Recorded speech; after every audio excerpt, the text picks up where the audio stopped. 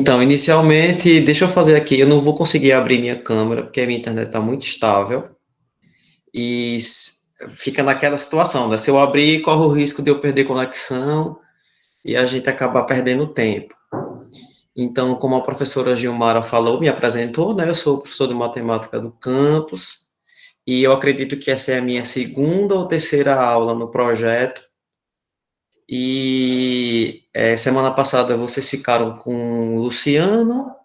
Ele trouxe algumas contribuições de algumas provas dos exames passados, e eu também estou seguindo nessa mesma metodologia que ele. Levantei aí um quantitativo de questões que reúne muitas variáveis, né, dos tópicos lá dos editais. Então, a gente pode inicialmente estabelecer aqui algumas regrinhas. Na resolução da questão, no final, eu sempre volto aqui para o chat para saber se vocês tinham alguma dúvida, ou durante, ou se a dúvida for muito relevante, que comprometa o desenvolvimento da questão, vocês podem abrir o microfone, etc. Beleza? Podemos começar? Sim. Pode. Pronto. Eu vou tentar aqui compartilhar a minha tela, certo? E eu quero que vocês confirmem se vocês conseguem ver tudo.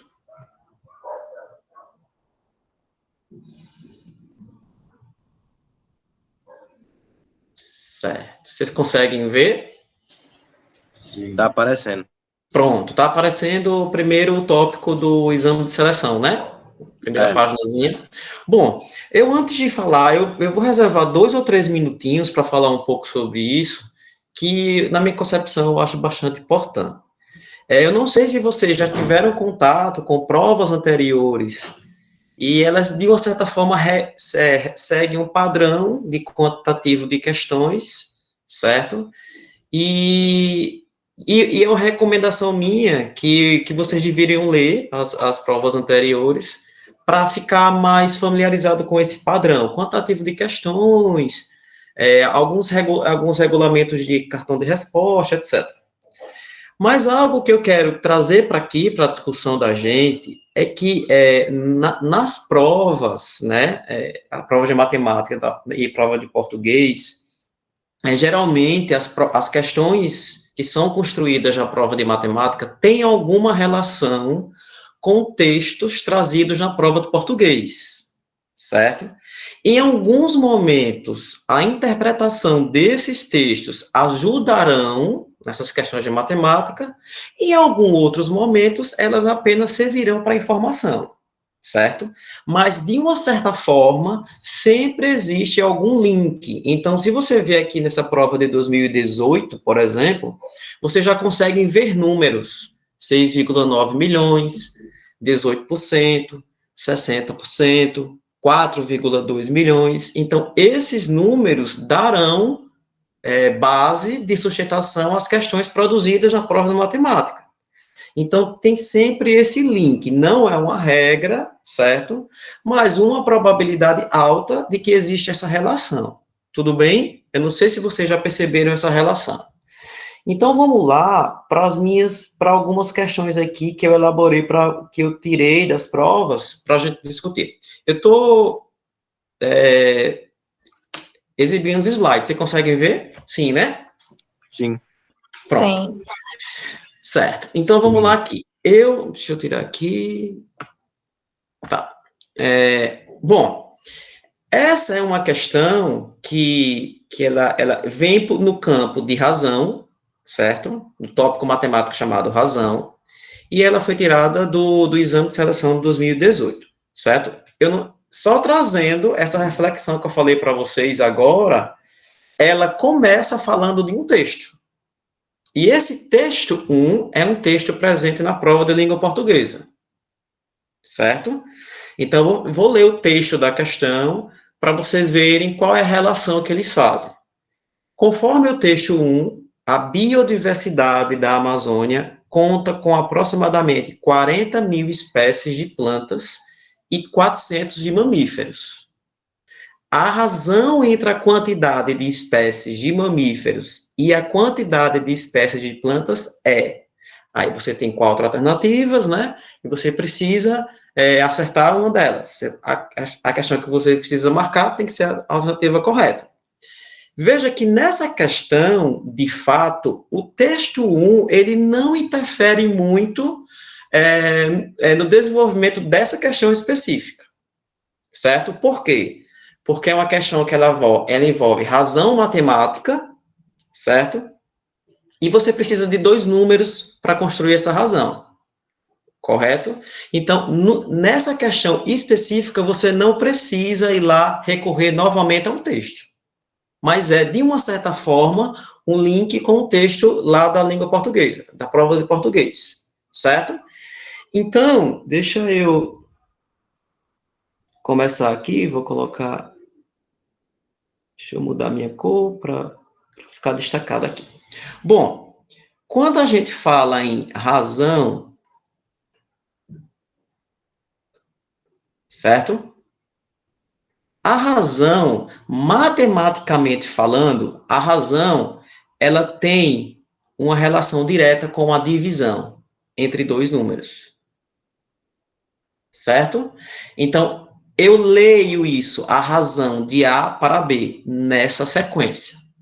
Então, quando eu falo em razão, eu preciso entender que a sequência ela é importante. Então, a razão de A para B, razão de B para A. Não são sinônimos. Correto? Não são equivalentes. Beleza? Então, é o seguinte, A será um número e B será um número, de acordo com a contextualização da questão. Certo? Então, eu tenho aí 2 números, certo? Eu tenho o número 40.000, não é? Que representa as espécies de plantas. E tem o número 400, que representam os mamíferos. Certo? O que é que a questão propõe? Que eu construa uma razão entre quem? Uma razão entre quem? Quem vai ficar em cima? A razão entre a quantidade de espécies de mamíferos. Então, primeiro mamíferos, depois plantas. Então, mamíferos, 400, e plantas, 40.000. Certo? Veja que essa razão aqui, ela não está contemplada em uma das 4 alternativas. Correto? Por quê? Porque pode ser que a sua forma mais simplificada que esteja lá. Então, você deve realizar a simplificação. Tudo bem? Então, você corta os 2 zeros de cima com 2 zeros de baixo. Eu fico em 4 sobre 400. Certo?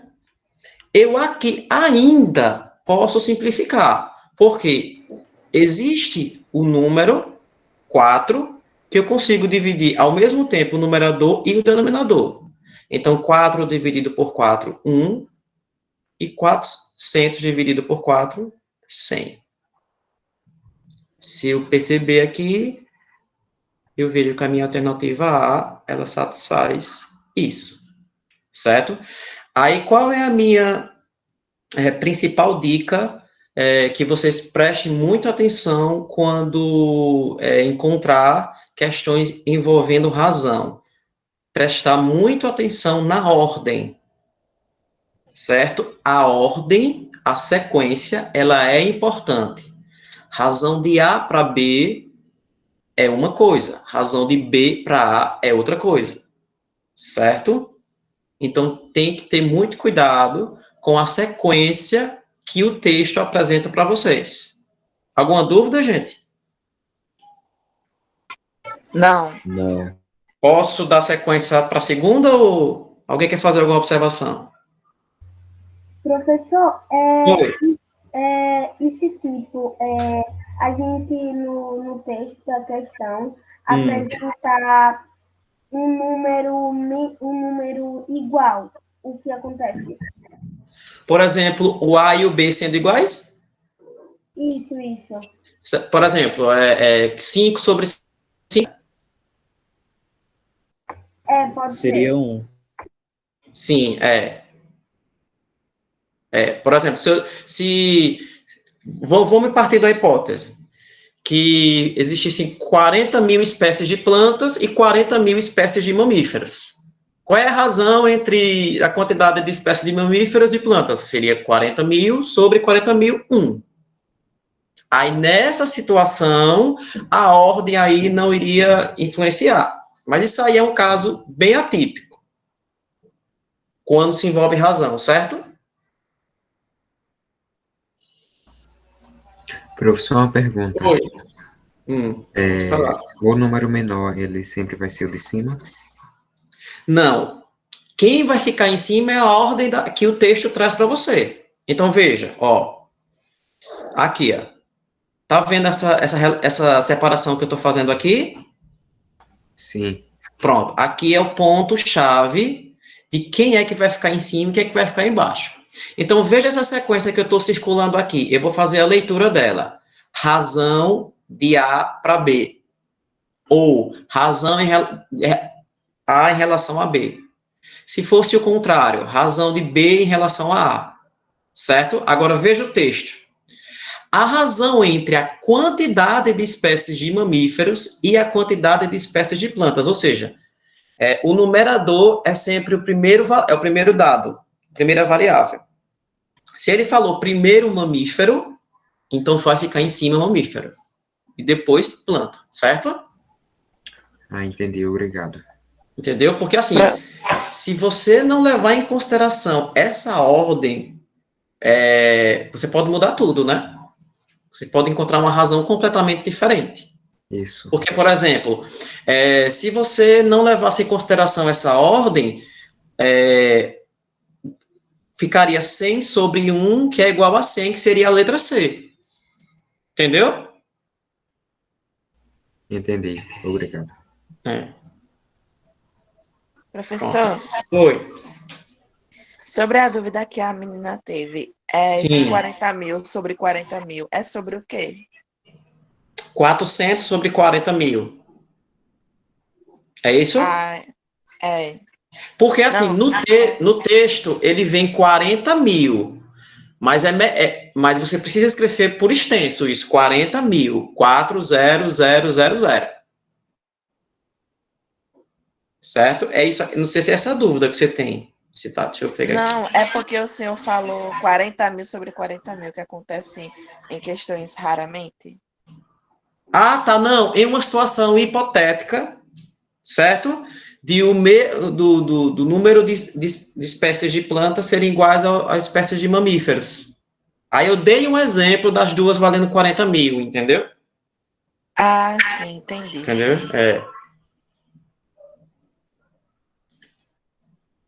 Posso? Ou mais alguma pergunta?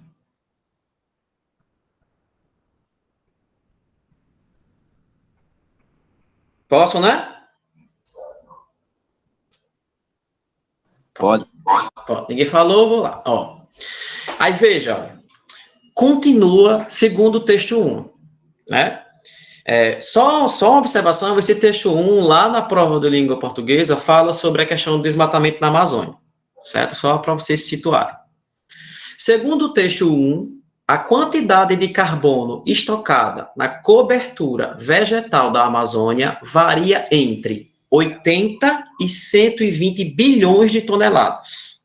Então, dados. 80 e 120 bilhões de toneladas. Certo? Qual é a minha dica? Escrever esse número de forma completa. Tudo bem? Então, o que significa 80 bilhões? Bom, 80 bilhões, veja se eu estou certo.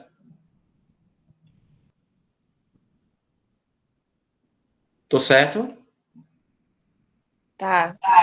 Certo, né? Pronto. 80 bilhões. 120 bilhões. 120 bilhões.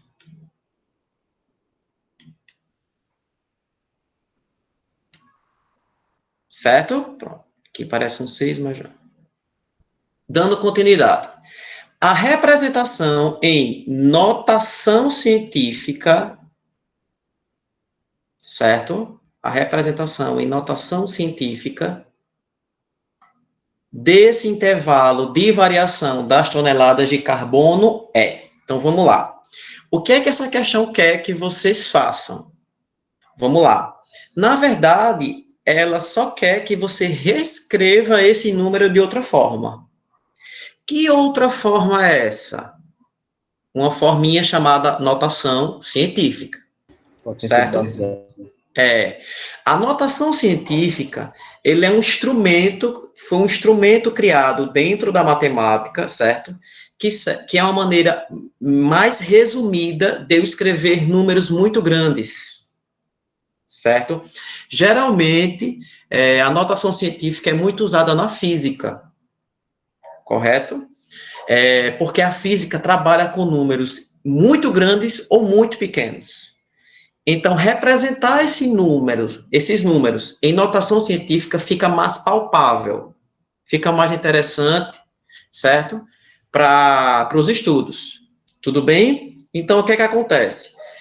A questão quer que você pegue esses 80 bilhões, transforme em notação científica. Esses 120 bilhões, transforme em notação científica. Pronto. E como é que eu transformo algo em notação científica? Vejam só, ó.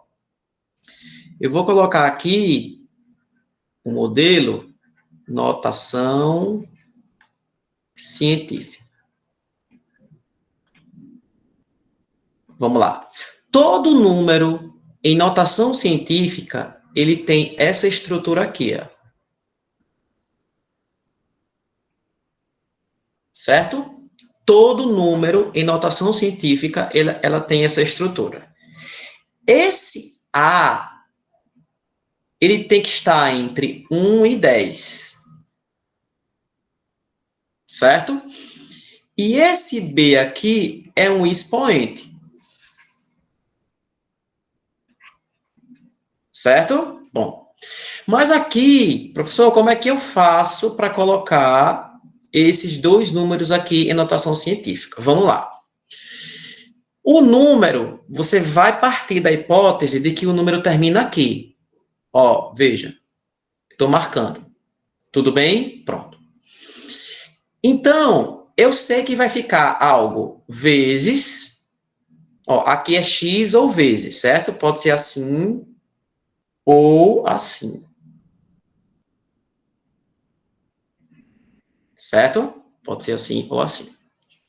Bom, aí, como é que eu faço essa minha construção aqui? Vamos lá. O meu número, ele termina aqui. Quantas casas eu preciso andar para a esquerda para chegar no A valendo entre 1 e 10? Ou seja, eu preciso chegar no A igual a 8, né? Porque o A igual a 8 está entre 1 e 10. Então, quantas casas eu preciso andar para a esquerda para atingir essa situação aqui, esse intervalo aqui? Então, veja, eu estou aqui, eu vou andar 1, 2, 3, 4, 5, 6, 7, 8, 9, 10. Certo? Sabe o que é isso? Isso vai significar o B. Esse B aqui. Opa, esse B aqui. Então, eu andei quantas casas de novo? 1, 2, 3, 4, 5, 6, 7, 8, 9, 10. Andei 10 casas. E aqui ficou o 8. Tanto é aqui, se você pegar o 10, elevar a 10ª potência e multiplicar por 8, vai dar 80 bilhões. Tudo bem? Pronto. Aqui o outro. Vamos lá o outro aqui. Opa. Vamos lá, outra aqui. Vezes 10. Aqui vai ficar o expoente. Bom, termina aqui. Eu não posso parar no 12, porque no 12 está acima do 10. Tem que ficar entre 1 e 10. Então, tem que parar no 1,2. Então, tem que andar quantas casas para a esquerda? Então, vamos lá. 1, 2, 3, 4, 5, 6, 7, 8, 9, 10. Mais uma, 11. 11. E aqui fica 1,2. Pronto. Então, na verdade, só outra contextualização. O que significa escrever um número na notação científica? É como se você fosse pegar uma palavra na língua portuguesa e tentar levá-la lá para o inglês, né? Por exemplo, mãe na língua portuguesa e mãe em inglês. Elas têm o mesmo sentido, né? Assim, a gente entende, né? Que tem o mesmo sentido. Mas ela tem escritas e pronúncias diferentes. Então, escrever um número em notação científica é como se fosse colocá-lo de outra forma, em outra linguagem. Tudo bem? Só que essa linguagem, ela tem um padrão. Que padrão? É esse padrão aqui. É esse padrão. Opa, é esse padrão. A vezes 10 elevado a um certo expoente. Esse expoente é quantas casas você anda para poder esse Azinho aqui ficar entre 1 e 10. Tudo bem? Se você andar para a esquerda, o B fica positivo. Se você andar para a direita, o B fica negativo. Por exemplo, ó, eu tenho esse número aqui, ó. Como é que eu faço para escrever esse número em notação científica? Né? Fica vezes 10. Quantas casas eu vou ter que andar para chegar no 4? 1, 2, 3. Aí fica menos 3, porque foi para a direita. 4. Certo? Então, se eu andar para a esquerda, ele fica positivo, expoente. Andar para a direita, fica negativo. Dúvidas? Professor, uma pergunta. Foi. Aqui fala que seria do intervalo de variação das toneladas de carbono. Não seria a diferença de 80 para 120? Não, porque é aqui, ó. Deixa eu botar aqui. Ele já está dando a variação. A variação já é de 80 bilhões a 120 bilhões. Entendi, obrigado. Entendeu? Acabei de ver aqui as alternativas e realmente faz sentido. Né? Porque, na verdade, ele já dá essa variação. Só que quer que você dê essa variação em notação científica. Então, só você pega essa variação que ele deu e transforma para a notação científica. Entendeu? Isso, porque no primeiro momento eu achei que seria 40, né? Tipo, sim. 120 menos 80 é 40 e seria Sim, científica. Beleza? Mais alguma dúvida? Ô, professor, a Ingrid Cauane não entendeu porque deu 11. No caso, porque deu 1,2 multiplicado para 10 elevado a 11.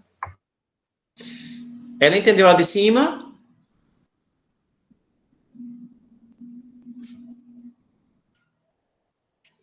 Consegue me ouvir, não, né? Deixa eu tentar aqui repetir.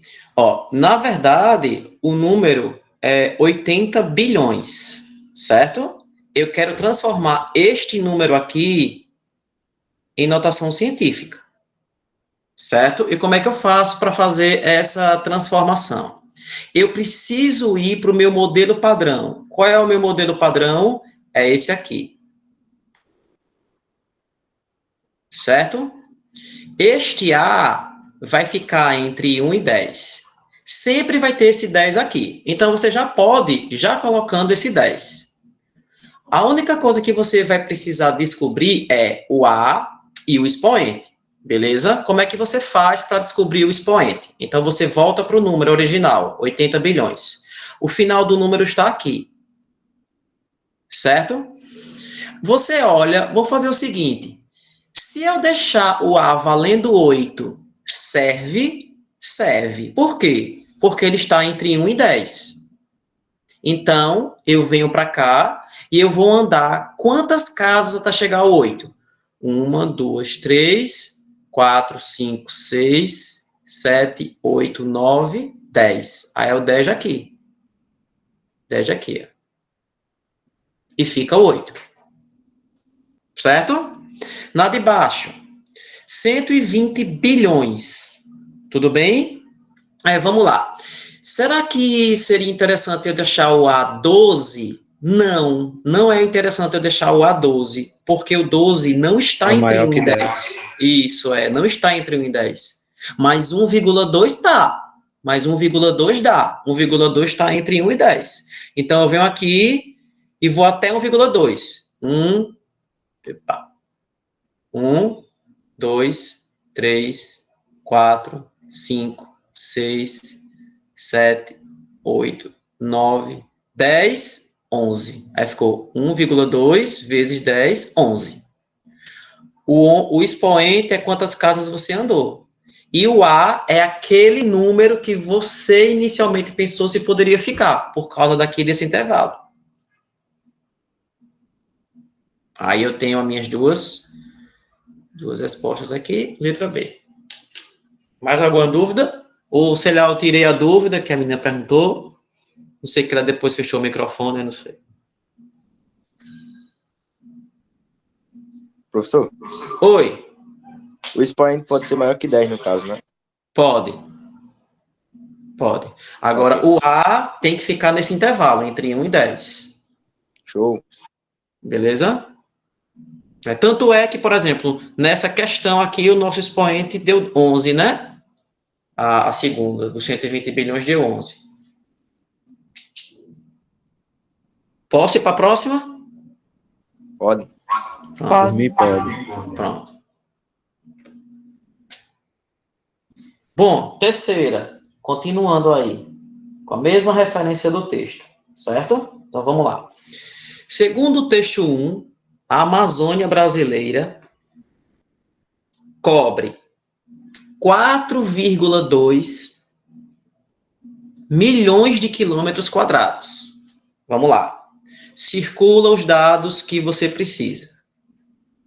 4,2 bilhões. Certo? Pronto. Deixa aí guardado. Ou seja, 49% do território nacional.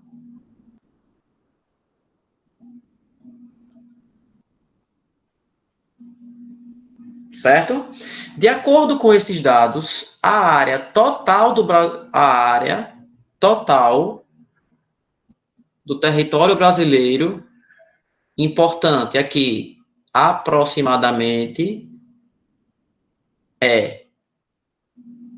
Bom, essa é uma questão, essa terceira questão é uma questão que a base de sustentação para a sua solução, ela é bem tradicional nas provas, porque é onde envolve uma regra de 3 simples.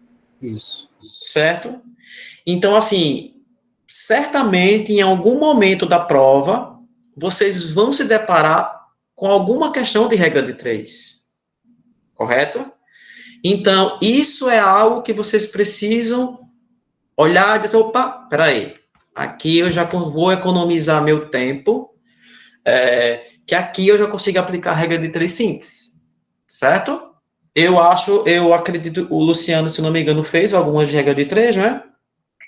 E você precisa montar, né? O que acontece aí? Tem uma região, né? Que ela equivale a 4,2 quilômetros quadrados, e isso equivale a 49% do território nacional. Bom, aí você fazia a sua regrinha. Deixa eu ver. Pronto. eu tenho que... Professor, algumas pessoas já me perguntaram, eu preciso transformar esse 4,2 em milhões? Bom, nessa situação, não precisa, porque olhe para a questão... Isso, porque as questões também... Isso, as alternativas seguem a mesma linha, né? Segue a mesma linha. Então, você faz o seguinte, ó. Você vai montar. Você sabe que 4,2 equivale a 49%. Não é assim? Você pode até montar assim, bem simplinho mesmo. Aí ele quer a área total. Bom, a área total é 100% do processo. Certo? X. Estou certo nessa construção? Né? 4,2 milhões equivale a 49% do território nacional. Os 100% que eu quero, valer quanto? Né? Então, eu faço lá minha regrinha, né? Venho aqui, deixei para cá. Isso. 49x é igual. Dica. 420. Dica. 4,2 vezes 100. É uma dica aqui que eu vou dar. Você escreve o 42, certo? E faz o seguinte. Quantos zeros tem 100? 2, né? 2. Então, você tem a vírgula aqui, você vai andar 2 casas para a direita. Você anda uma, vira 42. E mais uma, vira 420. Tô certo? Sim. Não é?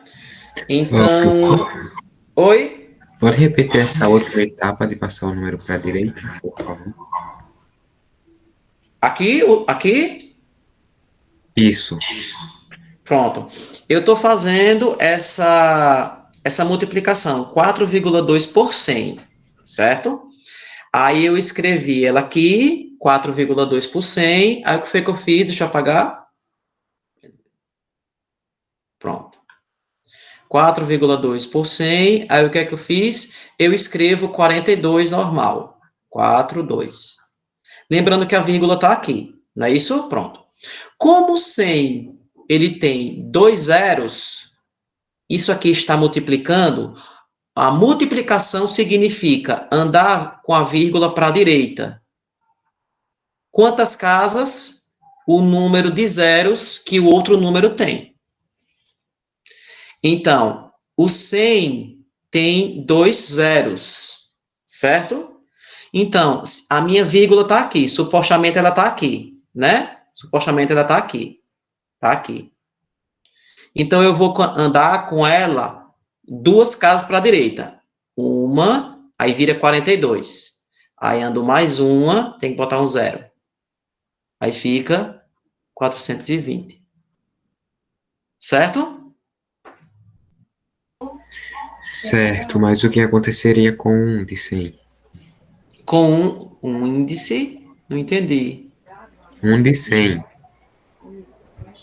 O número 1, porque na verdade é assim, ó, 4,2 vezes 1 daria o próprio 4,2, entendeu? Sim. Agora sim, se fosse 200 aqui, aí você teria que multiplicar primeiro o 4,2 por 100, por 2, aí depois faria a andadinha das vírgulas, certo? Aqui é só uma estratégia de você conseguir ganhar um tempinho, tudo bem? Sim. Pronto.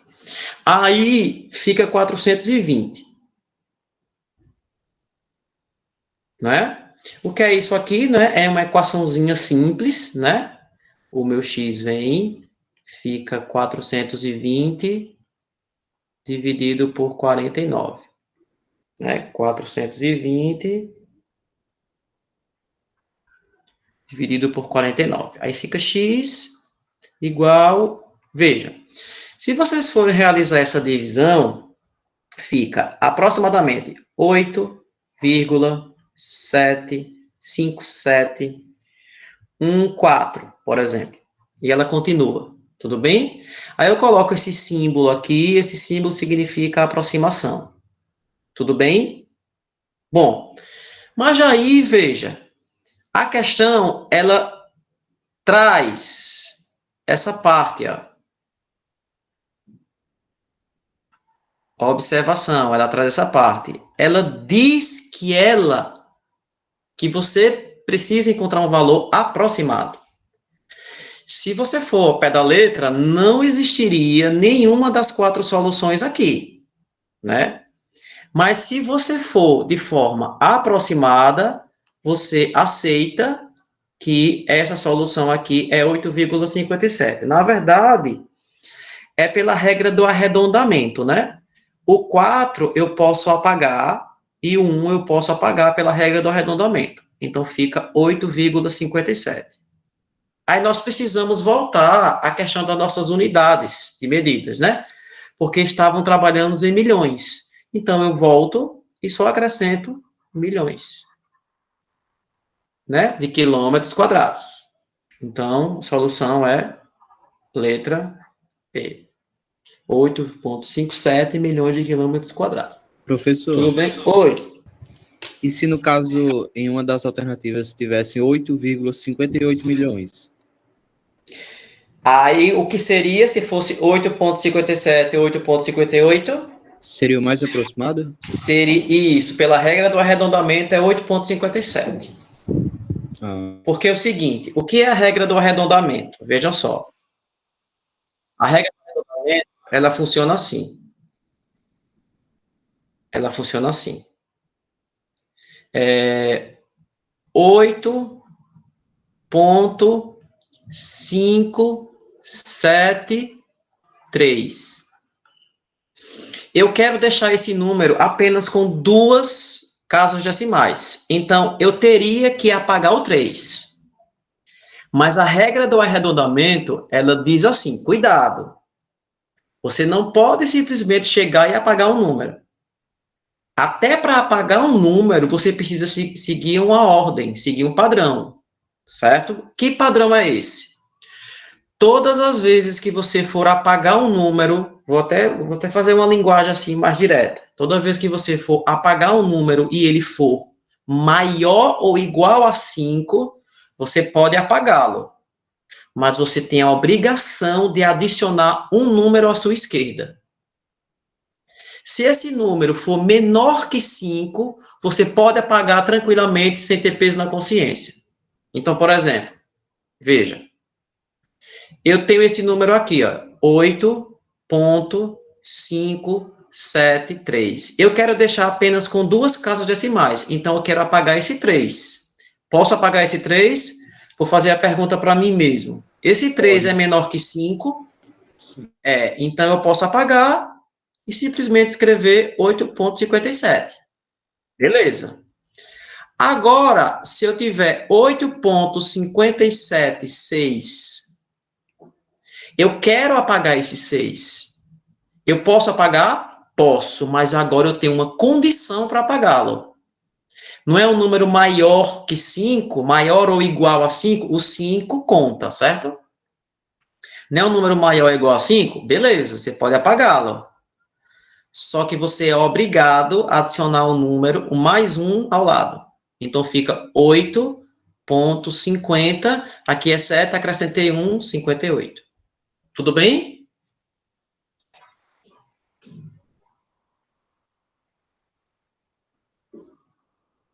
Tudo bem, gente? Tudo bem. Pronto. De forma mais resumida, professor, seria tipo, se o número está mais perto aqui... Do 0. Isso, está mais perto do 0, arredonda para o outro número. Se está Isso. maior que 5, para o... Isso. De 5 para lá, eu boto mais 1. Certo. O 5, ele não é neutro não, viu? O 5 é como se fosse o cara que eu tenho que acrescentar. No caso, é até 4,99999999, entendeu? Entendi. Pronto. Posso para a quarta? Professor, Oi. no caso, se o número for igual a 5 ou menor que ele, pode ser anulado, né?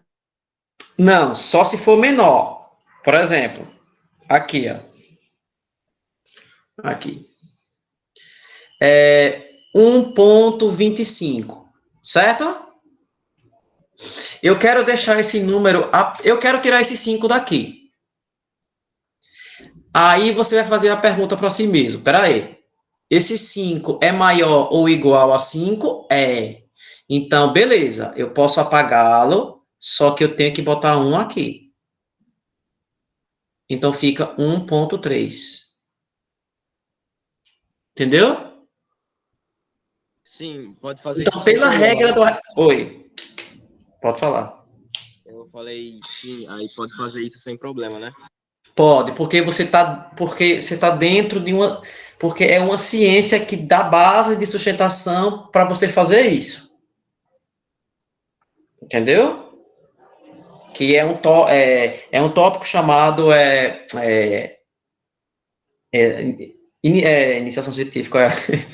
É um tópico chamado para você eliminar, né, termos, por exemplo. Por que a gente estuda esses tópicos dentro da matemática?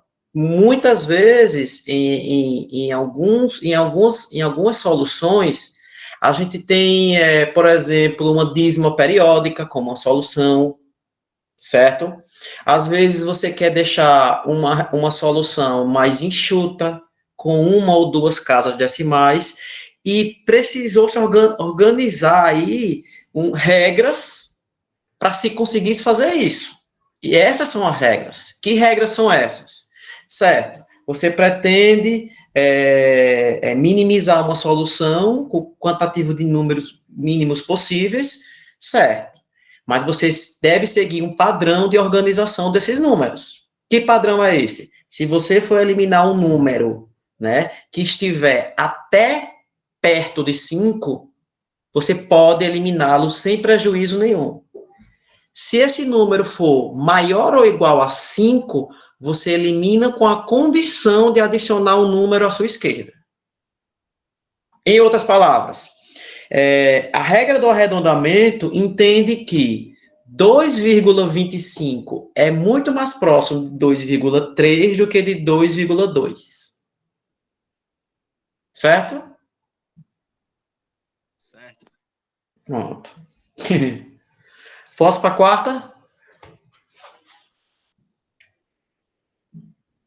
Pode. Posso, né? Pronto. Pode sim, professor. Posso? Pronto. Eu quero falar um pouquinho dessa quinta, aí depois eu volto para a quarta, porque a quarta fala em divisibilidade. Bom, essa quinta questão é uma questão que percorre a teoria de probabilidade, certo? Que é uma área da matemática discreta, que é da lógica matemática, né, que fica dentro da matemática discreta, e que envolve, muitas vezes, também análise de tabelas e gráficos. Então, possivelmente, vocês vão encontrar questões de probabilidades, certo? Com dados de tabelas ou gráficos para que vocês precisam tirar informações dessas tabelas e desses gráficos, certo?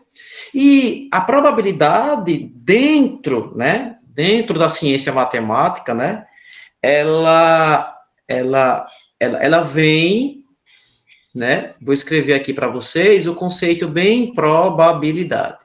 Probabilidade. Certo. A probabilidade, o conceito da probabilidade dentro da matemática, ela se resume a uma fração. Certo? Ela tem dois eventos, um evento geral chamado B. Gente, tem um microfone aberto. Alguém quer fazer alguma pergunta? A probabilidade, ela tem um evento B chamado de evento geral, certo? Um evento B chamado, vou colocar aqui, evento geral, certo? E o evento A, chamado de evento particular. Evento particular. Geralmente, esse evento particular faz parte do geral. E o que é a probabilidade? É a razão, eu não sei se vocês estão lembrados, olha a primeira questão, é a razão entre esses dois eventos. Tudo bem? Então, por exemplo, lá na medicina, o médico diz a chance de alguém se curar de uma doença. De uma certa forma, ele está usando a ideia do evento geral, do evento particular, em relação ao evento geral. Tudo bem? As chances da economia ir bem ou não.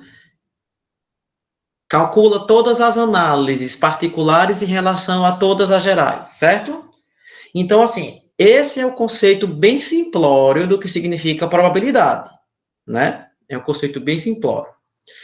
Vou ler a questão e a gente vai tentar trazer esses dados aí para esse conceito para tentar chegar na solução. Outra coisa, na maioria das vezes, a probabilidade ela é dada em relação em relação a percentual. Tudo bem? Você tem 40% de chance de se curar, certo? Ou você tem 15%, ou aquele transporte tem 15% de passar no horário, 15%, a probabilidade de 15% de chance de passar no horário correto. Enfim. E dificilmente você encontra o valor de uma probabilidade que não seja em valor percentual, mas aí ainda pode ser que exista, certo? Então, vamos ler essa questão aqui, ó. Segundo o levantamento do Instituto de Pesquisas Ambiental da Amazônia, o IPAM, em 2016, o ranking dos 10 municípios que lideram o desmatamento na Amazônia permanece praticamente inalterado nos últimos anos. Aí vem a tabela 1. Cadê a tabela 1? Tá aqui, ó. Tabela 1. Pronto. Eu sei que eu vou ter que olhar para a tabela 1. Mostra a quantidade de municípios envolvidos no levantamento, distribuídos em 4 estados do Brasil. Certo? Então, vamos lá. Se eu olhar direitinho essa tabela, eu vejo o seguinte, eu tenho o estado, né? E o número de municípios que ela tem que lideram, né? Que lideram o desmatamento. Então, Pará tem 5 municípios, Amazonas tem 2 municípios, Mato Grosso 2 municípios e Rondônia tem 1 município. Qual é o meu total? 10 municípios. Como é que estão distribuídos esses 10 municípios? 5 no Pará, 2 em Amazonas, 2 em Mato Grosso e 1 em Rondônia. Beleza. Tudo bem. Certo? Até aí, só fiz o estudo da tabela. O que a questão quer? Vejam aqui, ó. Escolhendo aleatoriamente um município desse ranking, olha a palavra-chave, a probabilidade dele ser um do Mato Grosso veja, aqui eu tenho que dizer para mim mesmo quem é evento geral e evento particular. Certo? Então, quem é o meu evento geral? Evento geral é o número de municípios. Certo? Eu tenho 10 municípios. É meu evento geral. O que é que eu quero que aconteça? Que desse geral, eu quero que aconteça o do Mato Grosso. Que são quantos? 2. Então, eu tenho 10 municípios, eu quero que desses 10 municípios, qual é a chance de caírem 2 sendo do Mato Grosso? Então, meu evento geral, 10, meu evento particular, 2. Vamos mudar um pouquinho agora a história. Se eu que... Pessoal, consegue ver?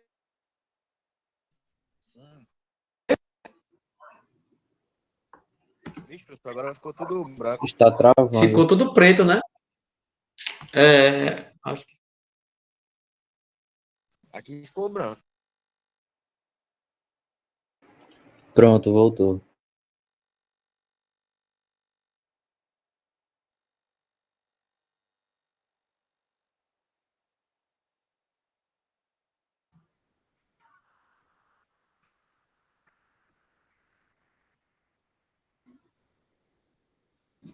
Gente, vocês conseguem me ouvir?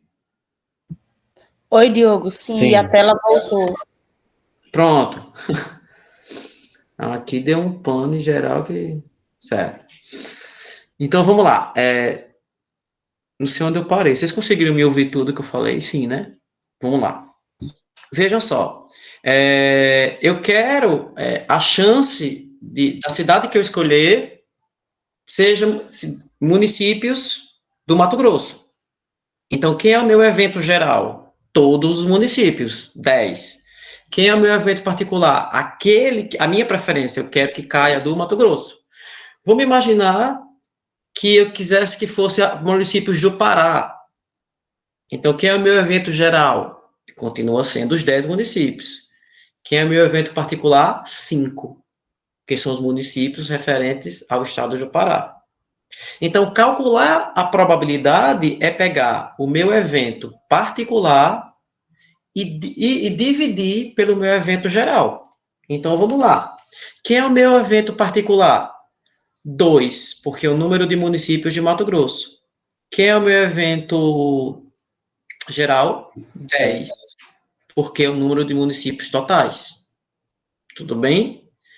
Aí, eu preciso efetuar essa divisão.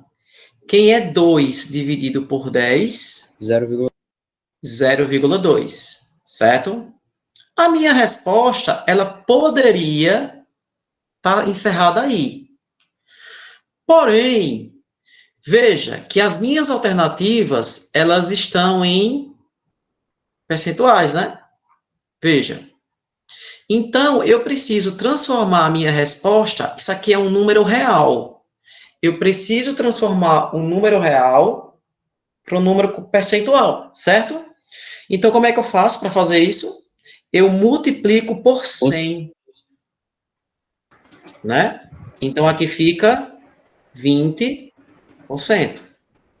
Quando eu multiplico 0,2 por 100, é aquela mesma historinha da regra, da vírgula, certo? Anda 2 casas para a direita, fica 20.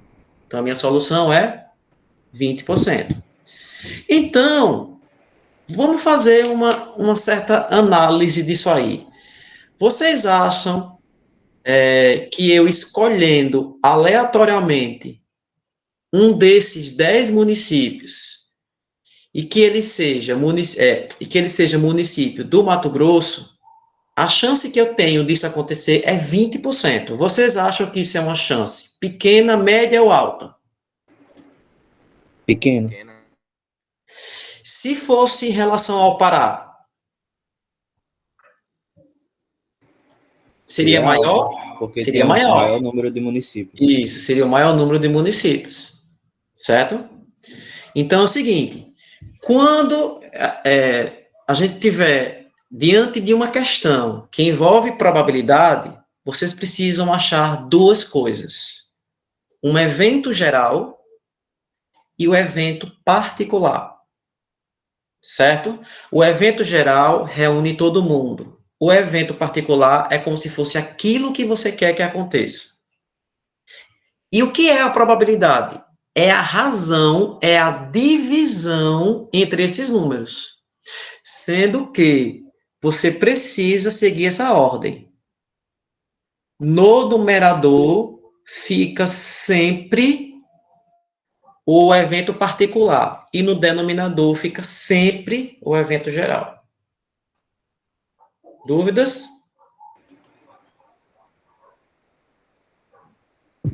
O Délio levantou a mão.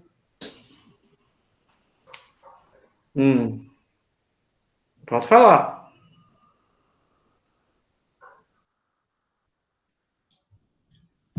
Acho que foi sem querer. Ele só disse Ele disse que não entendeu.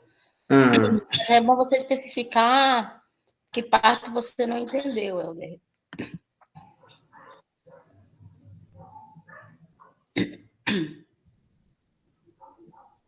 Deixa eu ver se ele coloca aqui no chat.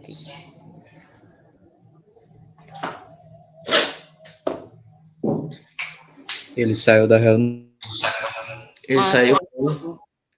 Então vamos ao seguinte, se ele retornar, a gente vai para ele colocar no chat. Eu posso passar para a próxima ou alguém tem mais alguma dúvida? Por mim pode. Por mim também pode. Vamos lá. Próxima. Leitura da sexta questão. Ó. Um grupo de 17 biólogos, composto por homens e mulheres, pretende desenvolver um projeto de pesquisa na região amazônica. Sabe-se que o número de mulheres excede em 3 unidades o número de homens. O total de mulheres neste grupo de pesquisa é de... Vamos lá. Bom, quais as informações que a gente tem aqui? Nós sabemos que existe um total de biólogos, não é? Existe um total de biólogos. Quantos? 17. Porém, nessa situação, sabemos que desses 17, tem homens e mulheres.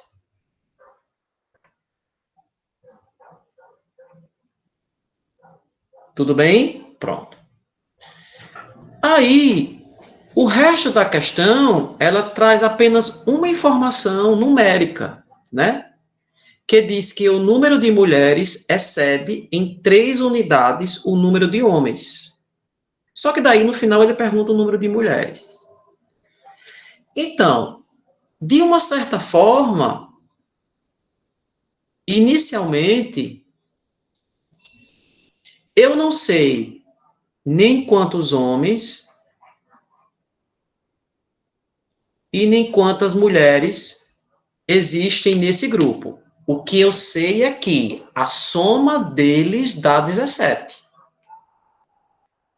Então, pode ser 10 a 7, 15, 2, e assim vai. Eu sei que esse grupo é composto por 17 pessoas, 17 biólogos, e dentro desse grupo existem um quantitativo de homens e um quantitativo de mulheres que eu não sei. Certo? Então, quando a gente traz isso para as concepções, né, de variáveis, tudo bem? Então, a gente tem que trazer esses conceitos para o campo das equações, da seguinte maneira. Tudo que eu não sei, matematicamente, eu preciso representá-la por uma incógnita. Certo? Eu preciso encontrar essa representação. Porque os valores conhecidos, eles são definidos. Mas eu preciso também definir, pelo menos na escrita, aquilo que eu ainda não conheço. Correto? E na matemática, né, existe essa cultura de representar aquilo que eu não conheço pela variável x. Só que isso não é obrigatório. Você pode representar por y, você pode representar pela primeira letra do seu nome, você pode representar pela primeira letra da sua avó, etc. Tudo bem?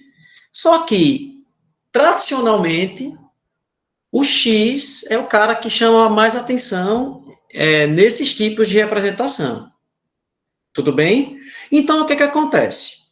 Para eu começar a fazer essa construção aqui, eu tenho que trazer essa referência aqui. Ó.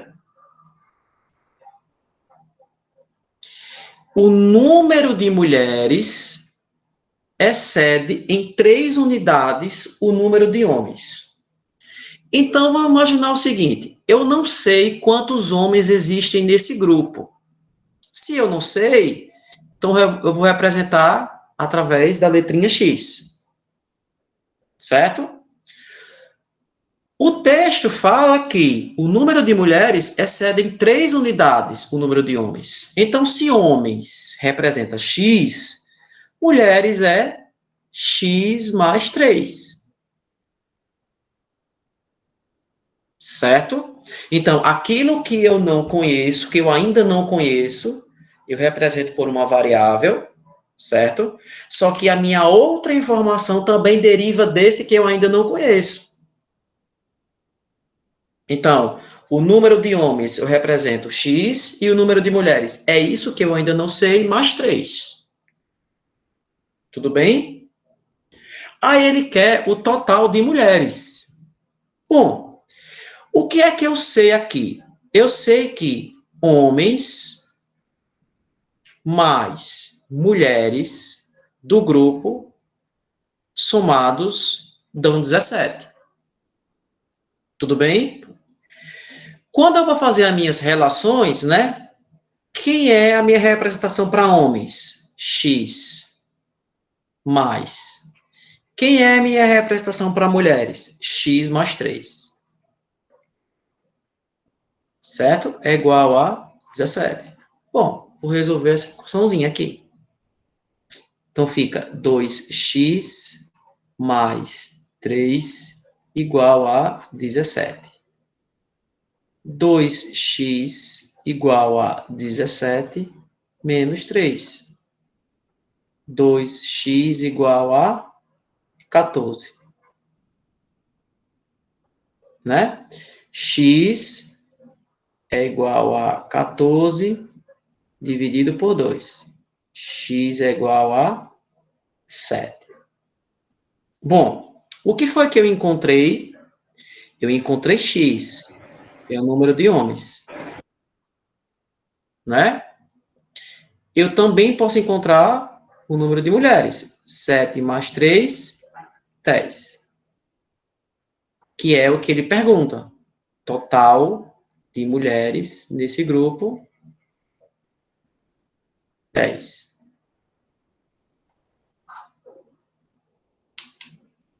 Perguntas?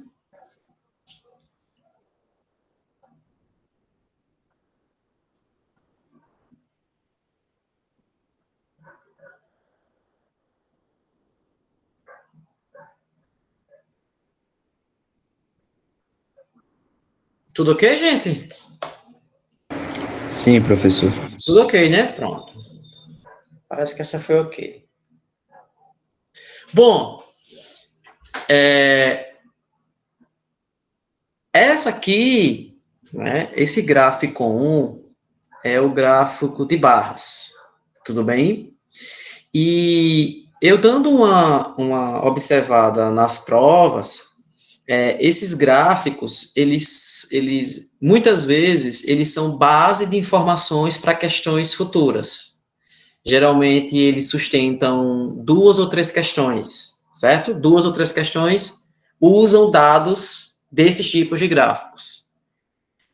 Bom, daí você consegue encontrar alguns tipos. Você pode ter o gráfico de pizza, gráfico de bar, assim vai. Mas é preciso saber fazer uma leitura muito importante desses gráficos antes de ir para as questões. Porque você precisa saber do que ele está falando. Certo? Então, vejam só. Que gráfico é esse? Esse gráfico, ele representa a dinâmica de desmatamento nos últimos 13 anos no bioma amazônico. Certo? Bom, o que é que significa? Que a análise dele parte de 2004 e vai até 2016. Certo? Então, o que é que acontece? Horizontalmente, ele representa os anos. Tanto é que ele fala aqui, anos. Certo? Verticalmente, ele fala do quantitativo de desmatamento. Só que em quilômetros quadrados. todas as informações você precisa observar. Tudo bem? Por exemplo, como é que você vai fazer uma leitura desse gráfico? No ano de 2004, o desmatamento foi de 27.772 quilômetros quadrados. Deixa eu ir para outro ano agora. 2007. Né? Desmatamento em 2007. 11.651 quilômetros quadrados. Desmatamento em 2013, certo? 5.891 quilômetros quadrados. O que é que você precisa observar de forma bem superficial? Que é um gráfico de barras que fala sobre desmatamento de 2004 a 2016 e que houve uma queda. Né? Se você olhar do primeiro ao último ano analisado, houve uma queda, com algumas oscilações intermediárias. Bom, certo. São essas as informações relevantes que você precisa tirar do gráfico. E você precisa sempre voltar às informações que ele está dando. Como, por exemplo, veja aqui essa questão. Questão 7. O gráfico 1, ou seja, esse gráfico, né, mostra a dinâmica de desmatamento na Amazônia no período de 2004 a 2016. Já fizemos essa análise, certo? A partir de dados do Instituto de Pesquisa Ambiental da Amazônia, o IPAM, certo? Com base nos dados do gráfico 1, dados desse gráfico, a média aritmética aqui, ó, média aritmética aproximada da área desmatada nos anos múltiplos de 4 foi de, vamos lá. Vamos primeiro descobrir múltiplos de 4. Quais são os anos que são múltiplos de 4? Então, vamos lá. Então, vamos colocar o ano e o seu desmatamento. Não é assim? Pronto. Olhando aqui o gráfico, alguém poderia me dizer quem seria o primeiro ano múltiplo de 4? 2004. E quanto foi o desmatamento? 27.772, né? Então, eu tenho aqui, ó, o ano de 2004. E quanto foi o desmatamento? 27.772. Certo. Quem seria o próximo ano? 2004. Oi. 2008. 2008. Poderia falar também que são só os números pares, múltiplos de 4? Mas porque 2006 é par também, né? E não é múltiplo de 4. Então, vamos lá. 2008. E quanto foi o desmatamento? 12.911. 12.911. Próximo. 2012. E quanto foi o desmatamento? 4.571. É assim? Pronto. Próximo? 2016. 2016. De quanto foi? 7.989.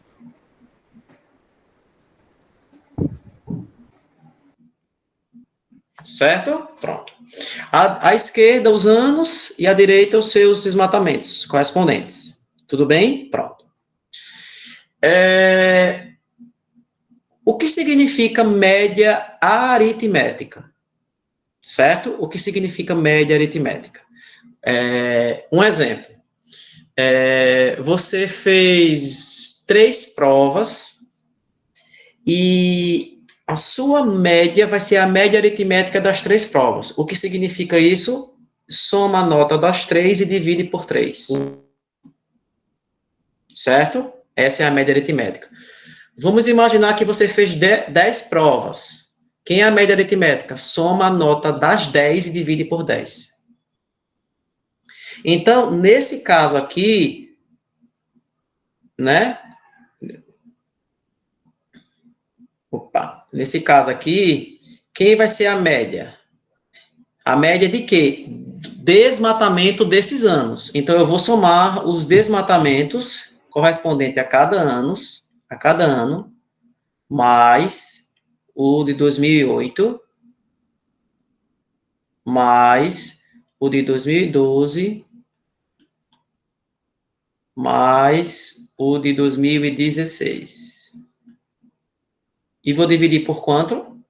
Por 4, né? Que foi o número de anos. Número de anos. 2004, 2008, 2012, 2016. É como se isso aqui fosse prova 1, nota. É como se prova 2, nota. Prova 3, nota. Prova 4, nota. Certo? Tudo bem?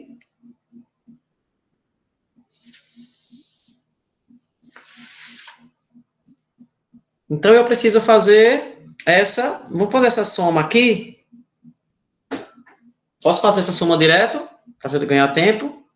Então, fica como? 27.772 mais 12.911 mais 4.571 mais 7.989. Então, fica em cima, fica 53.243 dividido por 4. Quando eu faço essa divisão, certo? Eu tenho aproximadamente 13.310. 13.310. A área desmatada. Alguma dúvida?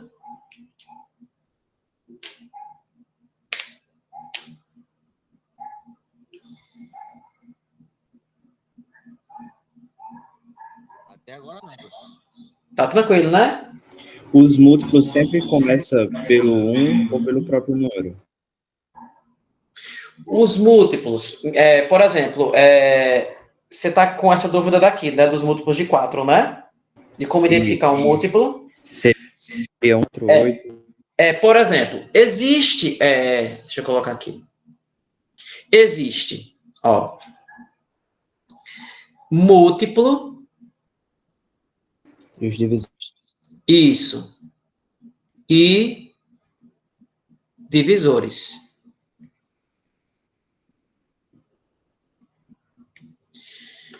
Se eu imaginar o número 6, o número, por exemplo, 6. Quais são os múltiplos do número 6? Ele mesmo, né?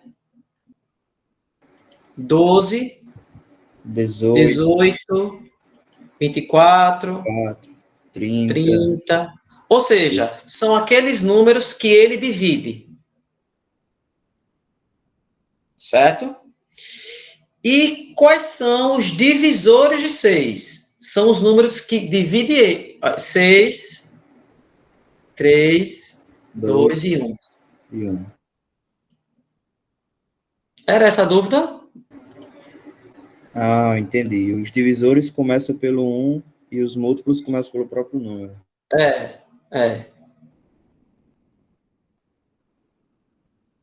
Entendeu? Só que o seguinte, tem algumas regras para alguns números. Então, por exemplo, o número 5. Todo número que termina em 0 e 5 é múltiplo de 5. Certo? Qualquer número. Por exemplo, esse número aqui, ó, Vou colocar um número bem grande. 3, 2, 1, 6, 4, 7, 8, 0. Tá vendo esse número? Ele é múltiplo de 5. Por quê? Porque termina em 0. Não importa quem vem antes. Terminou em 0, é múltiplo de 5. Ele também seria múltiplo de 10? Sim. Certo? Mas aí eu tô falando assim, uma regra específica para 5. Esse número agora também é múltiplo de 5, porque termina em 5. Tudo bem? Então, o número só vai ser múltiplo de 5 se ele terminar em 5 ou 0, por exemplo. O número ele vai ser múltiplo de 2, simplesmente se ele for par.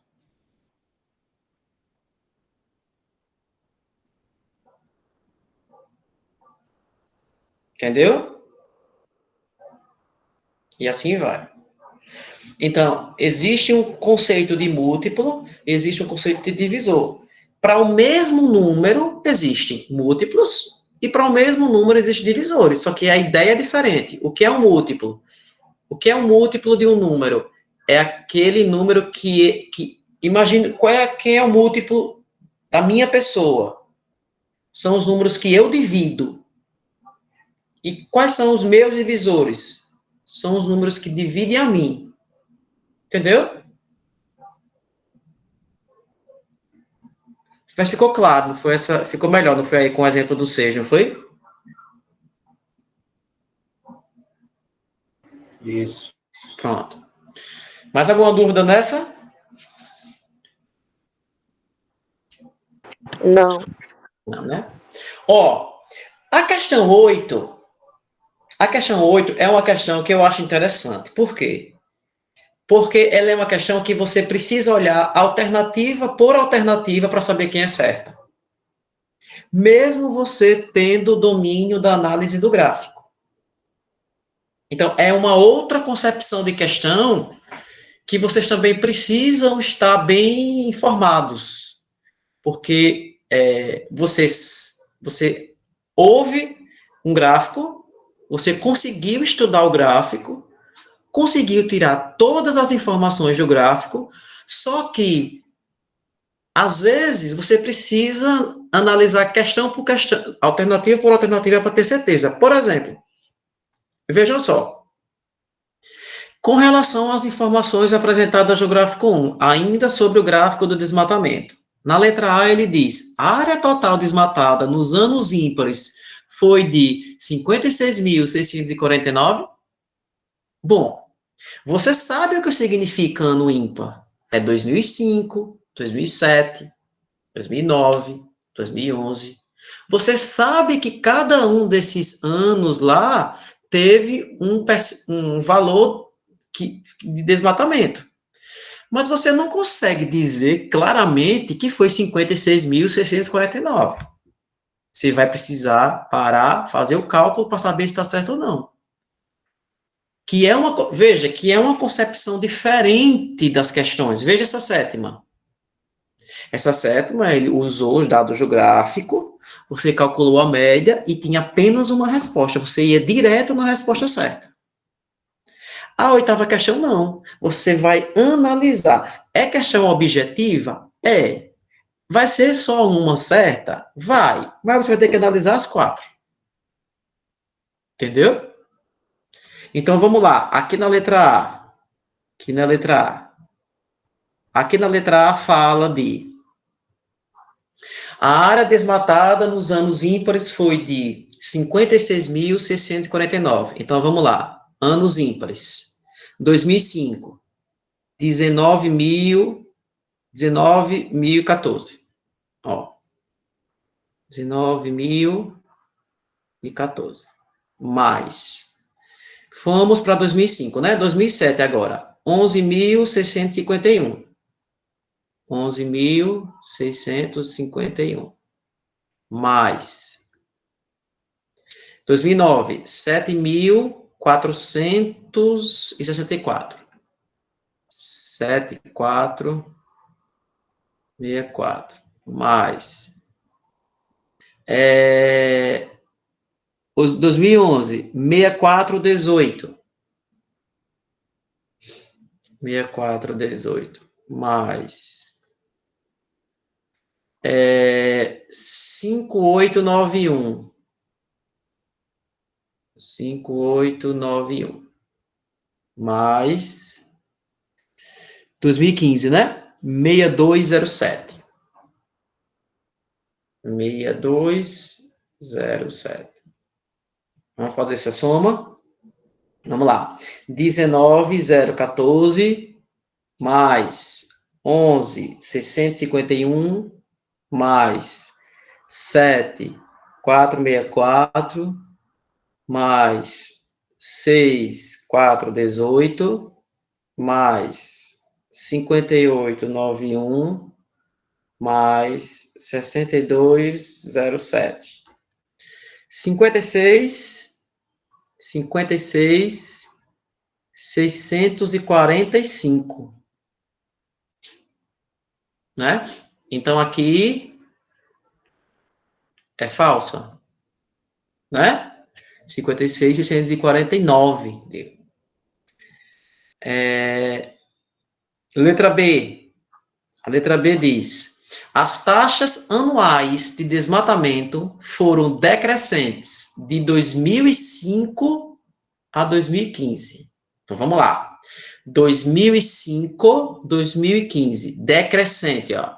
Decrescente, 2005 a 2015. Vamos lá. 2005 está aqui. Vou colocar aqui. 2015 está aqui. Vocês acham que 2005 a 2015 foi decrescente? Teve um aumento em 2008, maior que 2005. Isso. Teve uma queda, beleza, teve uma queda, beleza, teve decrescimento em 2008. Subiu, então a alternativa eliminada. Oi? Foi até 2008 decrescendo e em 2008 subiu, então Subiu, eliminada. Então a gente pode falar isso que foi decrescente? Não. Não, a gente teve momentos de decrescimento, né? A gente teve momentos de crescimento. Porque se fosse isso, né, a gente poderia falar que foi decrescente de 2005 a 2015. Então, B, feito. B só foi análise mesmo do gráfico.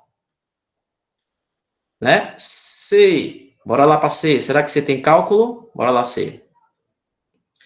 O aumento percentual da área desmatada entre 2005 e 2016 foi próximo de 28,7. Então, vamos lá. Qual foi a área desmatada em 2015? Vamos lá, 2015. Vamos lá consultar o nosso gráfico. 6207. 6207. 2016. Vamos lá. 2016, 7989.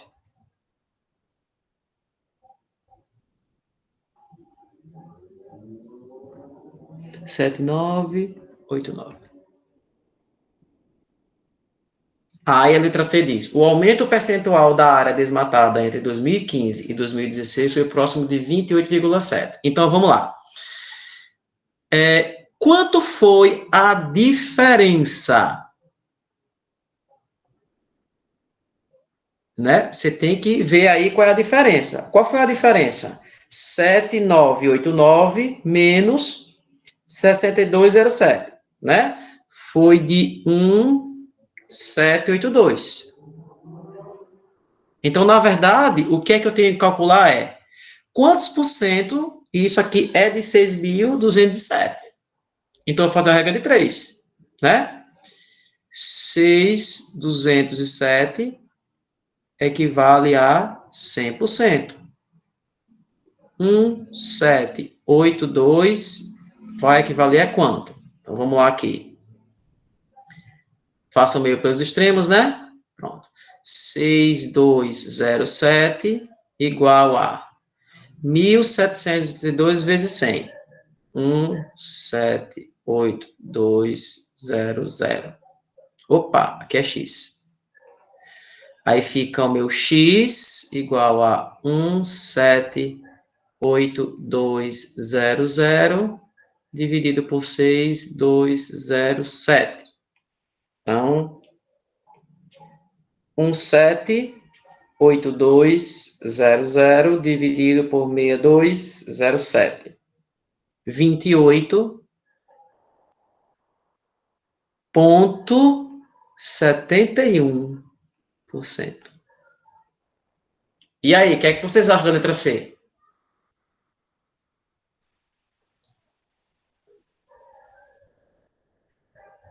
Pessoal? Eu só acho melhor conferir a D para saber como é que vai ser o movimento. Quer pegar a D? Pronto, bora lá.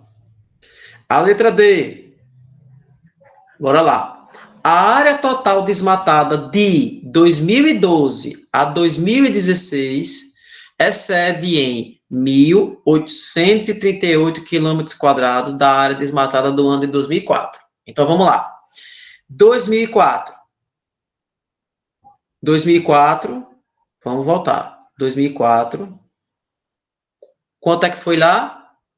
27,772. 27,772. Aí agora vamos fazer de 2012 a 2016. Vamos fazer essa soma. Vamos lá. 2012. 45,71. 4,571 mais 13. 5,891. 5,891. 50,12.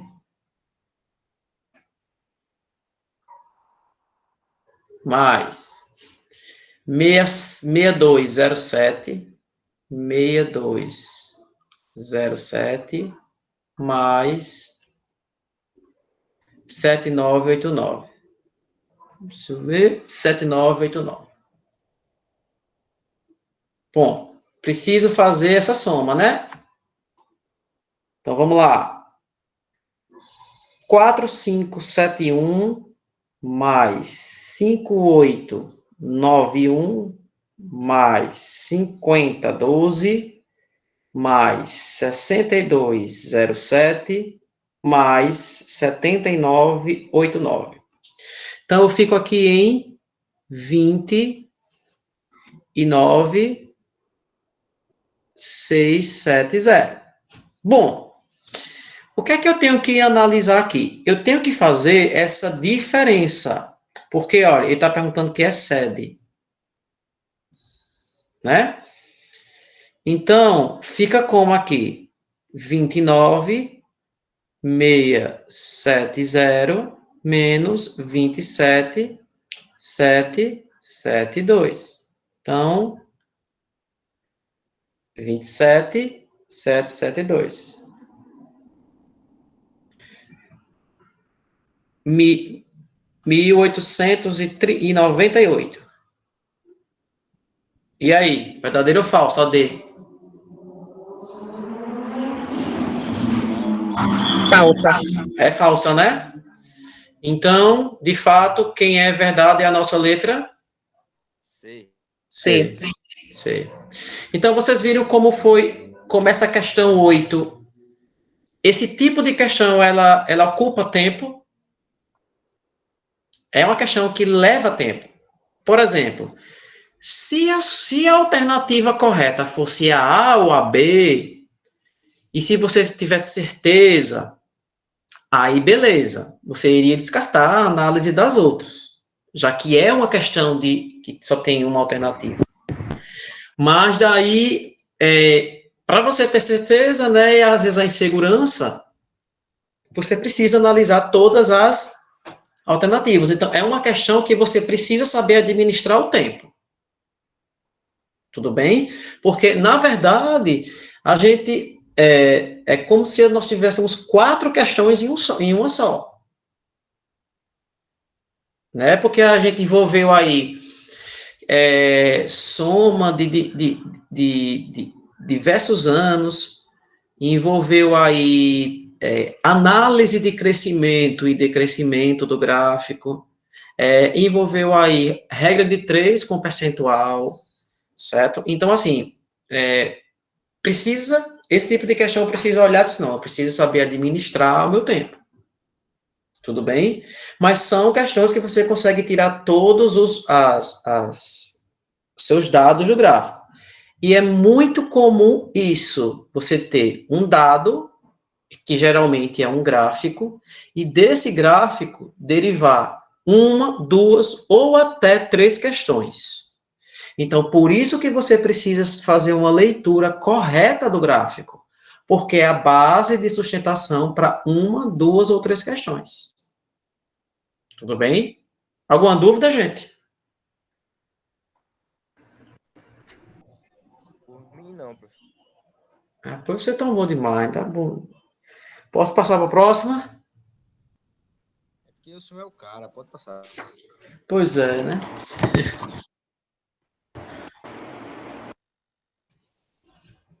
Ó, deixa eu falar essa 10ª.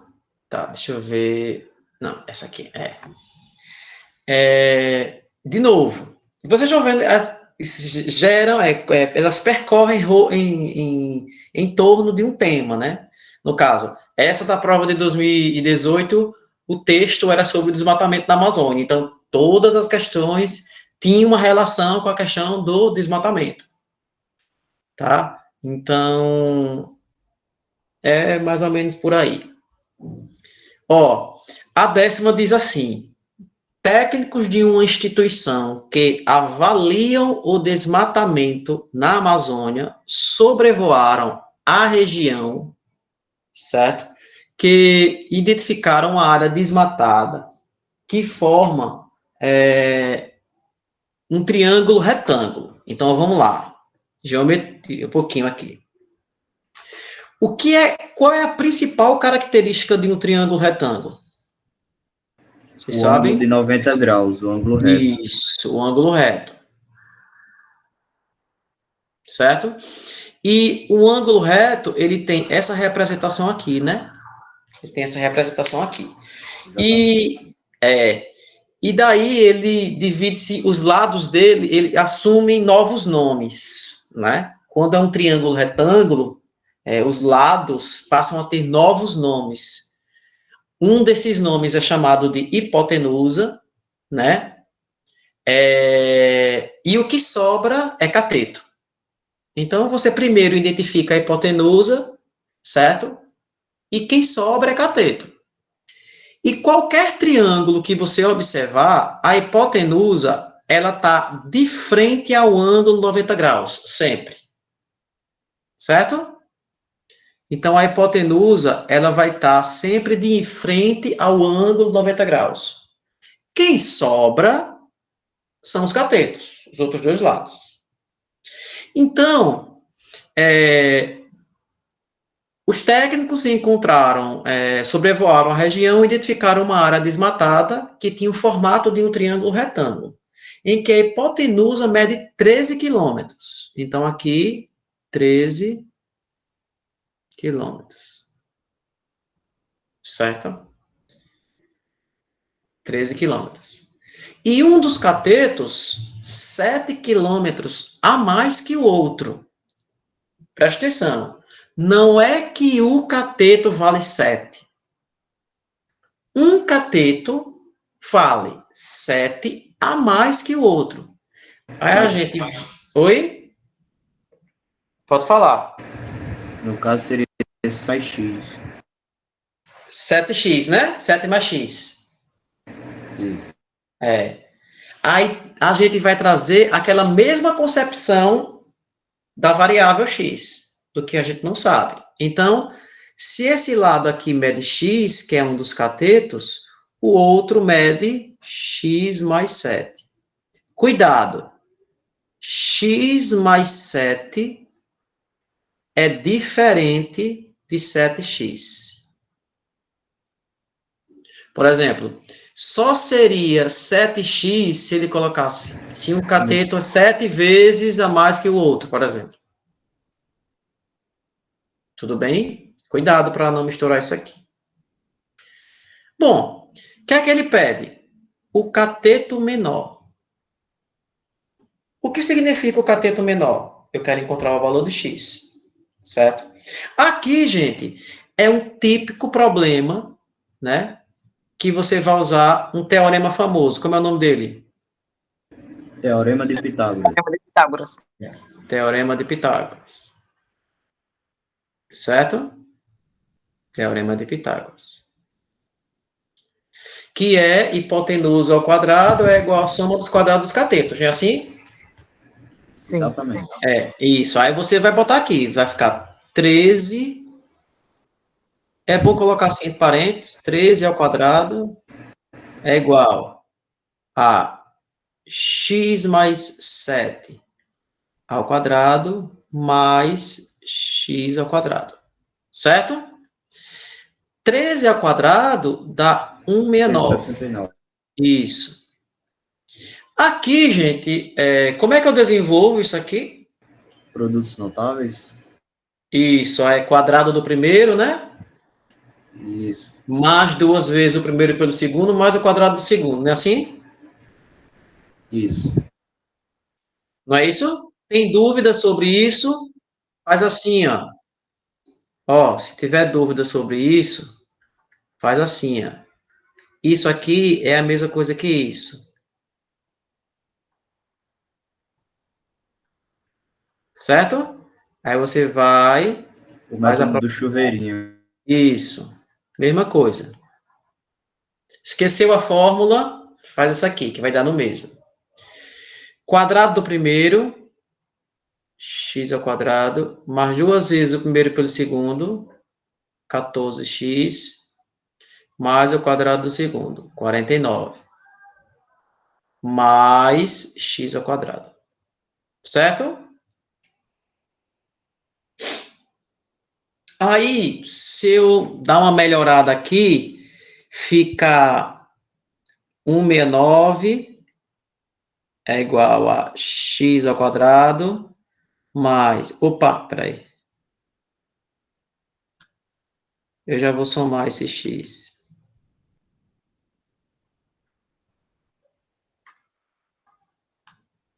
Fica x ao quadrado mais x ao quadrado, 2x ao quadrado, mais 14x ao quadrado, mais 49. Veja o que é que eu vou fazer. 49.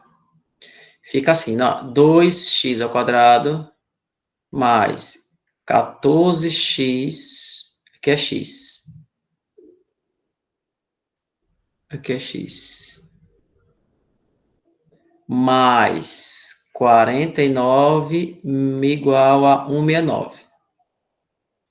Aí fica 2x ao quadrado, mais 14x, mais 49, menos 169 igual a 0.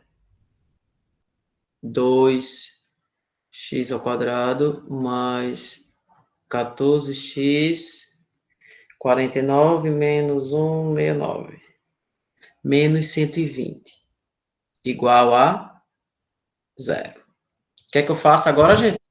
Fórmula de base. Né? Aí fica o delta, né?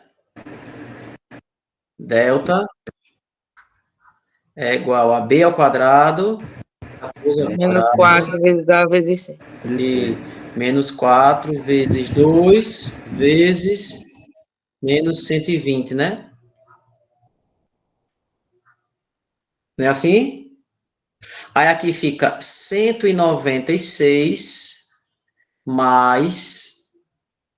Aqui fica 960. Né? Aí o total fica 1.156. Né? Achei o valor de delta. Bora agora para os meus x, né? Fica x' vai ser menos B, quem é o B? 14, né? Aí 14. fica menos 14. Mais ou menos. Mais. Raiz de delta. Não é assim? Sobre 2 vezes 2, 4. Então, fica assim, menos 14 mais. Quem é a raiz quadrada de 1156? Já 34. 34 sobre 4. Aí aqui fica 34 menos 14, 20, né? 20 dividido por 4, 5. Deixa aqui guardado. Quem é o x de duas linhas? É a mesma coisa que o x', só que no lugar do mais aqui é o menos. Não é? Aí aqui fica 34 com 14. Menos 48 sobre 4. Menos 48 sobre 4. Que dá menos 12. Vejam só. Como nós estamos falando em lado... Não tem como ser negativo lá. Aqui é quilômetro, né? Eu não tenho como dizer assim. Veja só como é estranho a gente fazer essa afirmação. Olhe, eu achei uma área desmatada, aí alguém fala, em quantos quilômetros de desmatamento? Aí a pessoa fala, menos 12 quilômetros. É estranho isso, né? Porque a gente está falando de extensão, né? De tamanho, de comprimento. Não existe comprimento negativo, né? Então, nessa situação aqui, a gente desconsidera o menos 12, né? E a gente considera apenas o valor positivo, que é 5 quilômetros. Então, a área é 13, 5, né? E 12. Só que ele pergunta o valor do cateto de menor média, 5.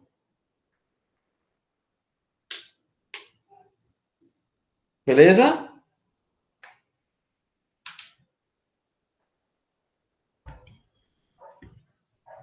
Dúvida, gente?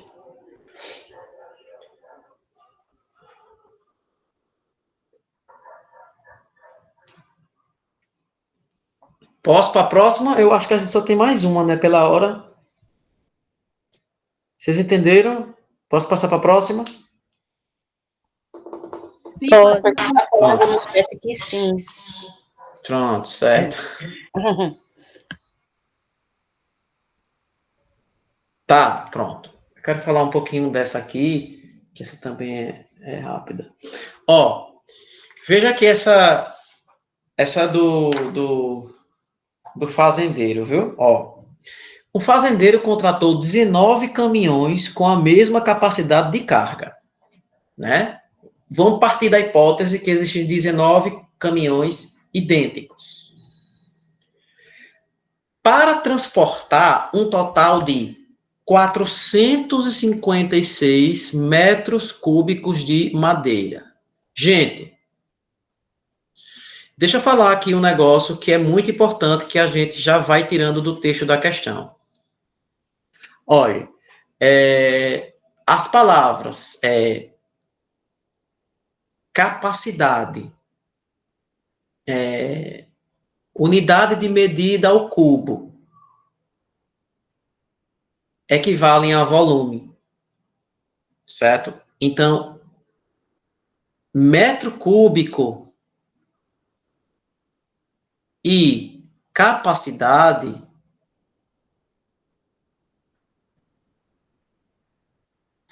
elas possuem uma relação muito forte com o volume, certo? Quando eu tenho a unidade, o expoente 2, se fosse metro ao quadrado, a relação era com a área, certo?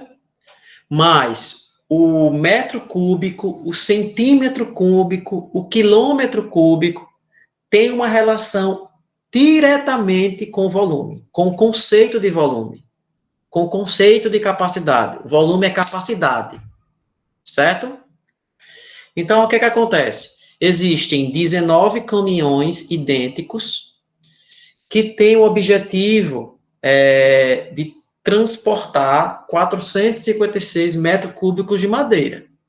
A questão de ser madeira, o produto aí é meio para segundo plano, né? O que vocês precisam entender é que existe um volume de 453 metros cúbicos e 19 caminhões vão levar esse volume. Beleza. Suponha que cada caminhão fez apenas uma viagem, transportando sempre sua quantidade máxima. O volume em madeira que cada caminhão transportou foi de... Vamos lá.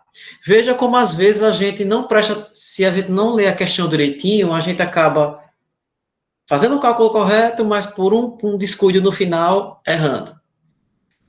Bom, se eu tenho um volume, um total, se eu tenho aqui um total de 456 metros cúbicos e eu tenho 19 caminhões, bom, o que é que eu sei daqui?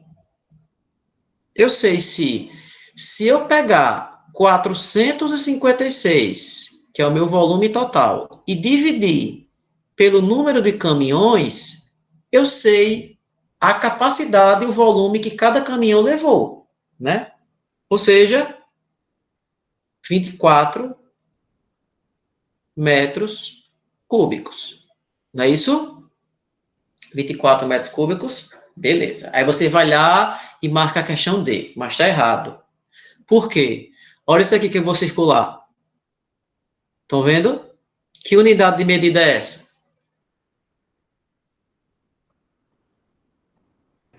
Decâmetro. Decímetros cúbicos. Decímetros, isso. O que é que acontece, gente? Quando a gente fala em área, comprimento, volume, nós temos unidades de medidas. E para que servem as unidades de medidas? Porque elas são mais... Em algumas situações, elas são óbvias. Elas são melhores de usá-las. Por exemplo, para a altura de um ser humano, eu utilizo metro. É melhor do que falar em centímetro. Correto? Para o tamanho de uma formiga, eu não vou falar metro. Eu posso escrever em metro, mas é melhor eu utilizar milímetro, por exemplo. Para a distância entre duas cidades, eu posso dizer que de uma cidade A para a cidade B tem não sei quantos 1000 metros, mas é melhor falar em quilômetro. Eu estou falando da mesma distância. Eu estou falando das mesmas situações com unidades de medidas mais plausíveis para aquela situação. Certo? E existe algumas relações que elas são bem padrões. Olha, eu não sei se vocês se lembram, quilômetro é a primeira, hectômetro, decâmetro, certo? Metro, eita, botei maiúsculo, mas tudo bem. Metro, decímetro, centímetro e milímetro. Eu vou utilizar sempre como o central como referência. Se você andar para a direita, você vai multiplicar. Certo? Então, de metro para decímetro, você multiplica por 10 para fazer a conversão. De decímetro para centímetro, mais 10 de novo. Vezes 10 de novo. de centímetro para milímetro vezes 10 de novo. Se você quiser passar de metro para centímetro direto, é 10, 100, não é assim? Pronto. E voltando, você divide por 10. Certo? Você divide por 10. Se eu tiver na unidade de área, porque a unidade de área é quadrado, então fica quilômetro quadrado, hectômetro quadrado, decâmetro quadrado, metro quadrado, decímetro quadrado, centímetro quadrado e milímetro ao quadrado. Aí aqui, você, ao invés de, quando for para uma casa, você multiplica por 100. E aqui, você divide por 100. Certo? Lembrando que isso aqui é basicamente, quando estou falando de área. Certo? A mesma lógica acontece com o expoente 3. Decâmetro ao cubo, metro ao cubo, decímetro ao cubo, centímetro ao cubo e milímetro ao cubo. De novo, aqui uma unidade é isso. Certo? E aqui divide por 1000. Aqui geralmente é as variáveis de volume. Bom, vamos voltar para a nossa questão? Eu encontrei em metro cúbico. Ele quer em decímetro cúbico. De metro cúbico, aqui, ó, metro cúbico, para decímetro cúbico, eu multiplico por 1000. 24 vezes 1000 dá? 24. 24.000 decímetro cúbico. Ah, que letra é? Letra A. Pegaram?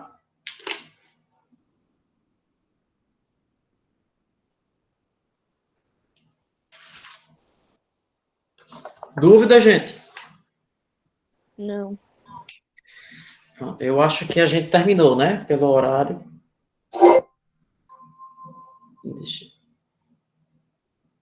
Deixa eu voltar aqui para a tela, para ver se eu...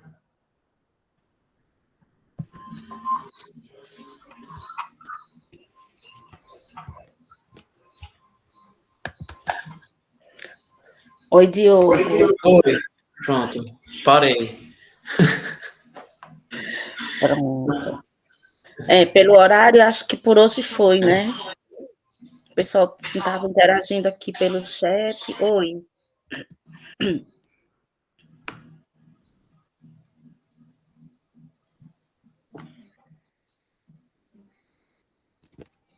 Teu microfone estava desligado, Diogo. Você estava falando alguma coisa? Não, estava não. Ah, tá. Então, gente, passando para agradecer ao professor Diogo pela aula, pela contribuição nessa nossa trajetória até o exame de seleção. Agradecer aos nossos bolsistas, sempre aqui no apoio, sempre no suporte. O pessoal comentando aqui no chat que gostou muito da aula. Sim, também sou professora, Maiara, sou professora de língua portuguesa. Ainda não tive a oportunidade de encontro com vocês, mas até o final, quem sabe. Obrigada, Diogo, obrigada a todos os alunos e alunas. Obrigado, gente. Focados, né, de estar aqui toda quinta comprometido com a sua formação, com vistas a um objetivo. Já mostra, né, de vocês o amadurecimento e um comprometimento. E nós vamos daqui fazendo a nossa parte. Muito obrigada a todo mundo. Obrigada, Diogo, mais uma vez. João Marcos, Hector, aqui nos bastidores. E até quinta, se Deus quiser. Tchauzinho. Tchau, gente. Até quinta-feira.